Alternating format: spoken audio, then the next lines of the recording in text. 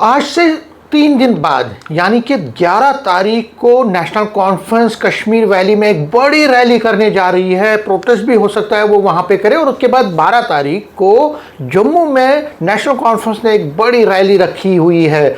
मकसद है स्टेटहुड पर लोगों को जानकारी देना और स्टेटहुड की डिमांड पे जिस तरह से नेशनल कॉन्फ्रेंस आगे बढ़ रही है उस पे लोगों को जागरूक करना। बीजेपी ने क्या स्ट्रैटेजी इसके लिए अपनाई हुई है और बीजेपी इन रैलीज़ को किस तरह से देखती है, नेशनल कॉन्फ्रेंस की रैलीज़ को जो होने वाली हैं श्रीनगर में और जम्मू में, इस पर बात करने के लिए मेरे साथ हैं सत शर्मा। ये राज्यसभा मेंबर हैं और जम्मू कश्मीर प्रदेश बीजेपी के प्रेसिडेंट हैं। न्यूज़ 18 से बात करने के लिए शुक्रिया। 11 तारीख और आज 8 मीन्स कि 3 दिन के बाद नेशनल कॉन्फ्रेंस की एक बड़ी रैली होने वाली है श्रीनगर में, फिर जम्मू में भी होगी अगले दिन 12 तारीख को, और जंतर मंतर में जो प्रोटेस्ट होने वाला जंतर मंतर पे उससे पहले की ये एक्सरसाइज है। बीजेपी इसको किस तरह लेती है? देखिए, एक पॉलिटिकल पार्टी जो सत्ता में है उसे रैलीज़ करनी पड़ रही हैं, उसे सड़कों के ऊपर आना पड़ रहा है, तो कहीं ना कहीं सोचने का विषय है। वो पॉलिटिकल पार्टी जिसको सत्ता में आए हुए लगभग 2 वर्ष मानकर चलिए, जुलाई है, अगस्त, सितंबर, अक्टूबर, 2 साल हो चुके हैं। मैनिफेस्टो के मुताबिक उनका कोई काम नहीं हुआ है। लोगों को बिजली नहीं मिली, पानी नहीं मिला, रहने को छत नहीं है, खाने को अन्न नहीं है। ऐसे समय में उनका सड़कों के ऊपर आना 2 वर्ष के बाद, चुनाव हारने के बाद, नगरोटा का चुनाव हारने के बाद, बड़गाम का चुनाव हारने के बाद, राज्यसभा का चुनाव हारने के बाद सड़कों पे ऊपर आती है, उम्मीदों के ऊपर खरा नहीं उतरती है, तो कहीं ना कहीं चिंता का विषय है, कहीं ना कहीं सोचने की आवश्यकता है। लोगों का ध्यान हटाने के लिए, बरगलाने के लिए उनके माध्यम से ये कदम है। कहाँ कमियां हैं? केंद्र के मंत्रियों के साथ उनका बैठना है, मिलना होता है, वहाँ से फंड्स की कोई कमी नहीं है, यहाँ पर उनके माध्यम से काम हो रहे हैं। यहाँ पर जम्मू में बैठकर जो भी फंड्स उनको चाहिए मिलते हैं।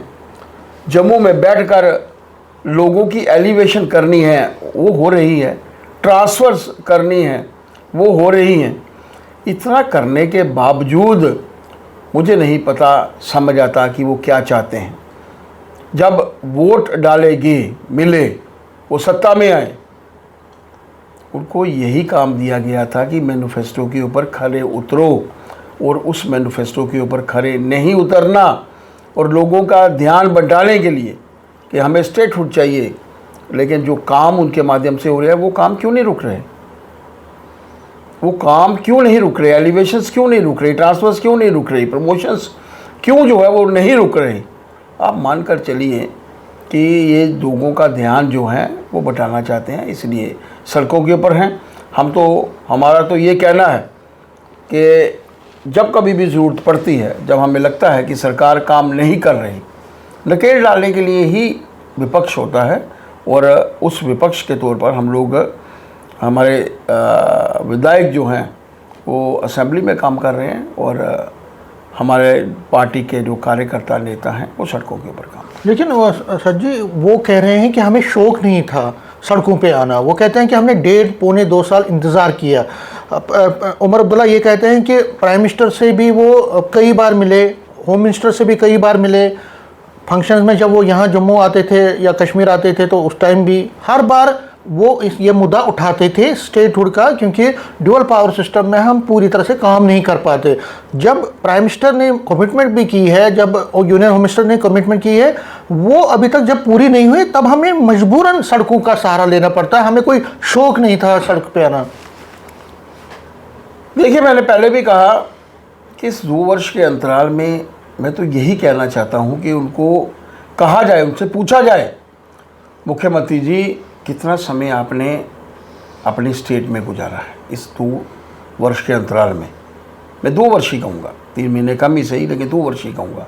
इस 2 महीने के 2 साल के अंतराल में कितना समय उन्होंने अपने प्रदेश के लिए निकाला है, कितने ट्रांसफर्स किए हैं उसका तो एक वाइट पेपर जारी करें। कितनी प्रमोशंस किए हैं उसका तो वाइट पेपर जारी करें। कितने केएस ऑफिसर्स, कोई ऑफिसर भी, मैं कश्मीर में गया था, आप कह रहे हो एडमिनिस्ट्रेशन, आज भी एडमिनिस्ट्रेशन के दाएं बाएं हैं। आज भी एडमिनिस्ट्रेशन को वही पता है महबूबा जी कब सत्ता में थी, मुख्यमंत्री जी कब सत्ता में, मुख्यमंत्री आज सत्ता में हैं, उनके साथ पूरी एडमिनिस्ट्रेशन थी। मैं पार्टी का, भारतीय जनता पार्टी का अध्यक्ष हूँ, जम्मू कश्मीर का सांसद हूँ, राज्यसभा का। मैं तो अपने कार्यकर्ताओं के साथ वहाँ पर गया। There was no DC with me, there was no not even a single administration man with me, ना कोई पुलिस डिपार्टमेंट का लोग था, सभी लोग उनके पास हैं। फिर कौन सी कमियां हैं इनको? कमियां सिर्फ ये हैं कि कोई कार्य इनके मंत्रियों के माध्यम से पूर्ण नहीं हुआ है। आज उनके विधायक क्यों कोस रहे हैं उनके मंत्रियों को? अपनी ही टीम के मंत्रियों को विधायकों द्वारा कोसा जाना सीधे तरीके से इंडिकेटिव है कि कोई कार्य उनके माध्यम से जो हैं वो नहीं हुए हैं, और उसी का ध्यान बटाने के लिए वो सड़कों के ऊपर हैं। हर कार्य उनके माध्यम से हो रहा है। कोई 1-2% कार्य होंगे जो एलजी एडमिनिस्ट्रेशन के माध्यम से होते होंगे, अदरवाइज कोई कार्य, this no dual setup in our state, single setup, मुख्यमंत्री मुख्यमंत्री मुख्यमंत्री। लेकिन वो तो ये मानने को तैयार नहीं है। वो कहते हैं कि आईएएस ऑफिसर्स उनके अंडर नहीं हैं, आईपीएस ऑफिसर्स उनके अंडर नहीं हैं।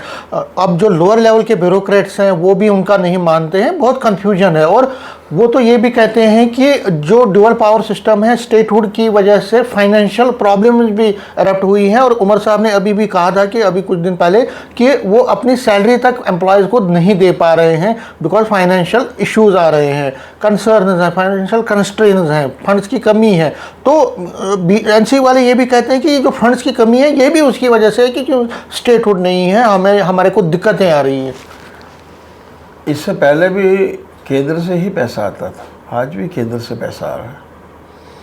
थोड़ा सा मैनेजमेंट करके उसको खर्चने की आवश्यकता है, जो शायद मुख्यमंत्री जी मैनेजमेंट नहीं कर पा रहे। मंत्री, मुझे नहीं पता मंत्री उनके सुनते हैं या नहीं सुनते, मंत्री कितना काम करते हैं, लेकिन जब उन्हीं के विधायक मंत्रियों के विरुद्ध बोलते हैं तो कहीं ना कहीं कमी अवश्य है, और उन कमियों को दूर करने का प्रयत्न करना चाहिए।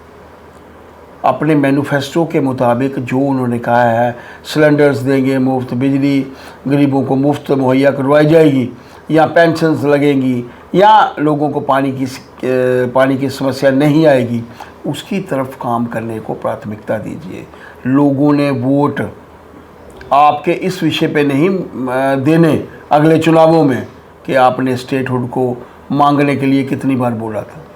उन्होंने वोट इस पे देने हैं कि भाई साहब आपने कहा था सिलेंडर मुफ्त में देंगे, नहीं दिए।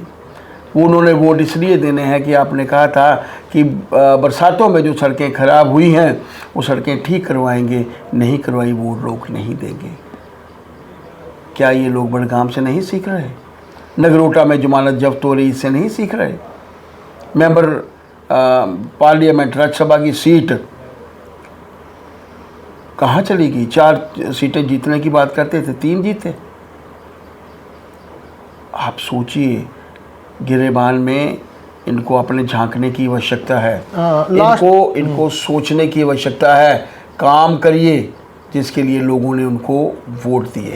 लास्ट में नेशनल प्रेसिडेंट नितिन नबीन जी यहाँ पे जम्मू के दौरे पे आए थे, 2 दिन का दौरा रहा उनका।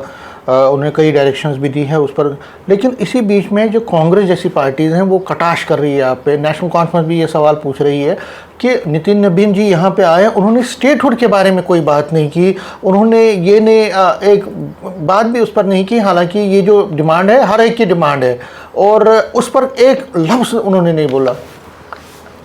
देखिए, भारतीय जनता पार्टी के अध्यक्ष हैं, उन्हें देश के प्रधानमंत्री जी के ऊपर, माननीय होम मिनिस्टर साहब के ऊपर मान है। उनकी कही गई वाक्य वो पत्थर के ऊपर लकीर की तरह समझते हैं। ये देश के प्रधानमंत्री जी की बात को नहीं मानते, होम मिनिस्टर साहब की बात को नहीं मानते। उन्होंने कहा है कि उचित समय आने पर हमें इंतज़ार करना चाहिए उचित समय आने पर हमें अपना हक मिलेगा। वो नितिन नवीन जी जानते हैं कि उन्होंने जब कहा है तो वो अक्षरश पूर्ण होगा। शायद इनको विश्वास नहीं है, इनको अपने ऊपर भी आज विश्वास नहीं है, तो देश के प्रधानमंत्री जी के ऊपर, होम मिनिस्टर साहब के ऊपर ये विश्वास कब करेंगे? मानकर चलिए उचित समय आने का हमें इंतज़ार करना चाहिए। आज परिस्थितियाँ उचित नहीं हैं। वाक़े वो होने के बाद, पहलगाम का वाक़े होने के बाद और जिस तरीके से ऑपरेशन सिंदूर हुआ है, तब से लेकर परिस्थितियाँ कोई बहुत अच्छी नहीं है।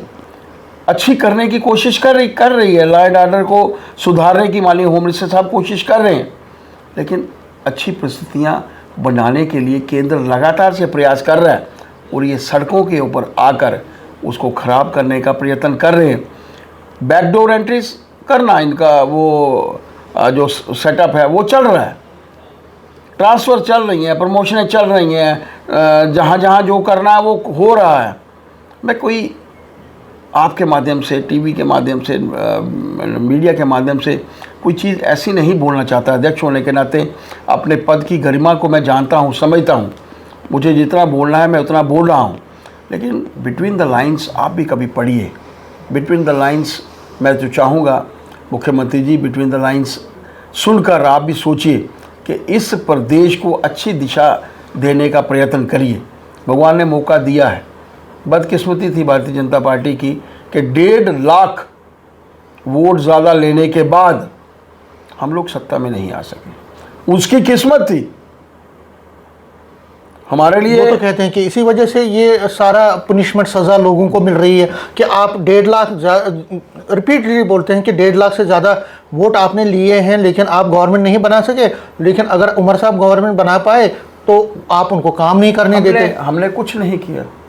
उन्हीं के विधायक उन्हें गालियां दे रहे हैं, उन्हीं के विधायक मंत्रियों के मीटिंग्स में। आप सोचिए, राष्ट्रीय अध्यक्ष जी आए थे, पार्टी का कोई कार्यकर्ता एब्सेंट नहीं था। 20,000 कार्यकर्ताओं को हम लोगों ने सूचना दी थी 125वां जन्मदिन मनाने की स्वर्गीय श्याम प्रसाद मुखर्जी का। उतने ही लोग वहाँ पहुँचे, कोई आदमी एब्सेंट नहीं रहा। इनके मंत्रियों के पास इनके विधायक नहीं जा रहे, उनके कॉन्स्टिट्यूंसीज़ में मीटिंग लेने के लिए मंत्री जाता है, उप मुख्यमंत्री जाता है, वो नहीं आते। कहीं ना कहीं तो कमियां हैं इस सरकार में। उन कमियों को प्लग करने का प्रयत्न करिए, उन कमियों को दूर करने का प्रयत्न करिए। ये ना हो कि नगरोटा जहाँ उनकी जमानत जब्त हुई थी, ऐसे पूरे चुनावों में उनकी जमानतें जब्त हो। वातावरण ऐसा बन रहा है। मानकर चलिए उचित समय आने पर जम्मू कश्मीर को उसका हक मिलेगा, इसमें कोई दो राय। धन्यवाद। न्यूज़ 18 से बात करने के लिए बहुत बहुत शुक्रिया। नेटवर्क 18 के लिए मैं समीर भट्ट।